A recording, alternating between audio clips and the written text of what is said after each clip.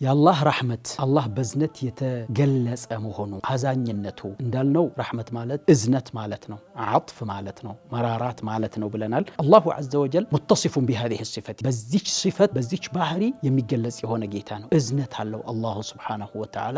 ግን ይህ እዝነት ያኒ ሲፈተን የሊቁ ቢጀላሊላሂ ዐዘ ወጀል ለአላህ የሚገባ ከሱ ጌትነት የሚሄድ ከሱ ትልቅነት ከሱ የላቀ ባህሪው ጋር በሚስማማ መልኩ ያን معنى يملابس يهونا أزنت هل فهذه الصفة ليست أن يرى آثارها على المرحوم له يا فاناو يزنتو فانا متتصنو متايتو بيتشا سايهون باهري وراسو الله سبحانه وتعالى يتلابسه باهرينو ودزيه يقبهو بتمكنيات رحمة يميلو صفانو ريكانو عطفنو بلنال عطف مالت رقمو أزنت لبه وسط لمثالي أنت هون لج بنورخ ليود كسيل يميسماه سميت هلا يا يزنت سميتنو يان يزنت سميت يميبالون بقوانقوا مجلس أتشلم بقالات مالت የሚገለጽ ነገር አይደለም እኮ ማዕናዊ ነገር ነው። ልብ ውስጥ የሚሰማ ስሜት ነገር ነው። ግን እዝነት መኖሩን ታውቃለህ። ለምሳሌ እንደዚህ በምላስ መግለጽ የማንችላቸው ብዙ ነገሮች አሉኛው መውደድ፣ መጥላት፣ እንዲህ አይነት ነገሮች የሚገለጹ ነገሮች አይደለም።